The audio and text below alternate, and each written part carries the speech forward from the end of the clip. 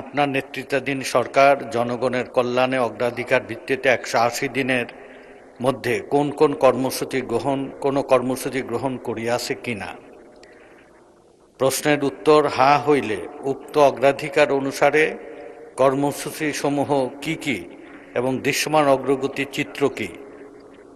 দয়া করিয়া মাননীয় প্রধানমন্ত্রী বলিবেন কি? মাননীয় প্রধানমন্ত্রী। ধন্যবাদ মাননীয় স্পিকার, ধন্যবাদ মাননীয় সংসদ আপনার প্রশ্নের জন্য।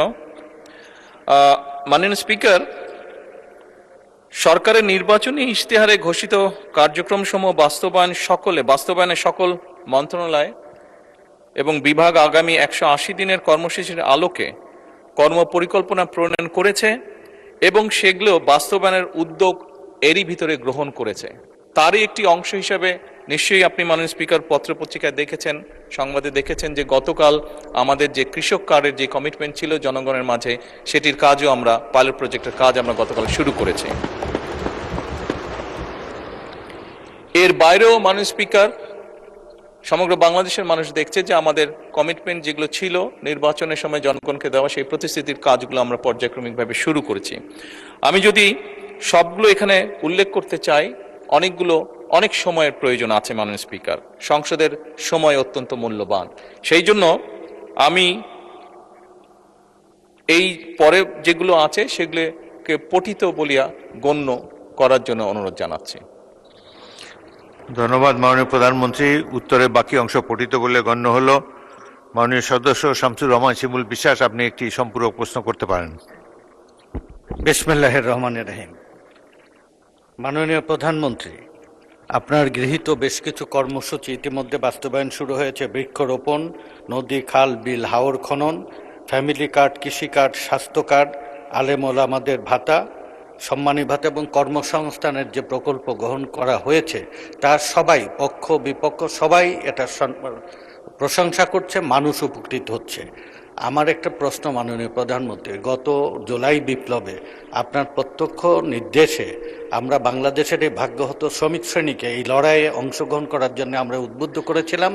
তারা সবচেয়ে বেশি ত্যাগ স্বীকার করেছিল এই লড়াইয়ে এবং জীবনও দিয়েছিল বেশি সরকারের হিসাব অনুযায়ী, এবং বিদেশ থেকে সবচেয়ে বেশি রেমিটেন্স আনে বাংলাদেশে বিবিএসের সরকারের হিসাব অনুযায়ী 7,35,00,000 এই ভাগ্যহত শ্রমিক শ্রেণী, যারা 1979 সালে প্রেসিডেন্ট জিয়াকে অকুণ্ঠ সমর্থন দিয়েছিলেন, 91 সালে বেগম খালেদা জিয়াকে সমর্থন দিয়েছেন। 2026 সাল এই শ্রমিক শ্রেণীর দিবস, আগত মে দিবস, এই দিবস উপলক্ষে আপনার অংশগ্রহণ এবং এই শ্রমিক শ্রেণীকে আপনার সাহায্য সহযোগিতার এবং আপনার সহযোগিতার বন্ধনে আবদ্ধ করবেন এই প্রত্যাশা করি।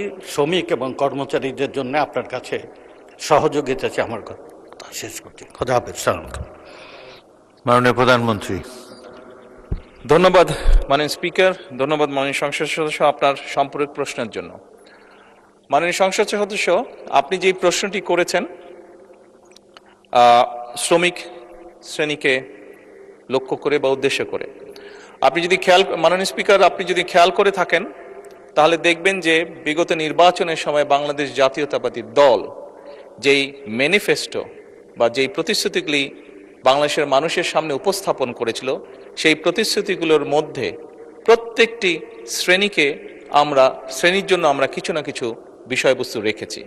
এবং তারপর আরো সংক্ষিপ্তভাবে যদি সমগ্র আমাদের ম্যানিফেস্টোটি আমরা ভালো করে লক্ষ্য করি, তাহলে আমরা দেখব খেটে খাওয়া মানুষ বলতে যেই মানুষগুলোকে বোঝায়, সেটি শ্রমিক হোক, কৃষক হোক, দিনমজুর হোক, খেটে খাওয়া বিভিন্ন শ্রেণী পেশার মানুষ হোক, প্রত্যেকের জন্য আমরা কিছু না কিছু রেখেছি। আমরা কৃষকদের জন্য, একটু আগে আমি বলেছি, আমরা কৃষকদেরকে সহযোগিতা করার জন্য কৃষক কার্ড আমরা ইন্ট্রোডিউস করেছি। আমরা একইভাবে এই দেশের মহিলাদেরকে, এই দেশের নারী সমাজকে আমরা এম্পাওয়ার করার জন্য আমরা প্রান্তিক পর্যায়ের পরিবার যেগুলো আছে, সেই পরিবারগুলো যে নারী প্রধান আছে, তাদেরকে ফ্যামিলি কার্ড দেওয়ার প্রক্রিয়া এরই ভিতরে আমরা শুরু করেছি, তাদেরকে স্বাবলম্বী করার জন্য অর্থনৈতিকভাবে। মাননীয় স্পিকার, একটু আগেই খাল খননের কথা শুরু হয়েছে।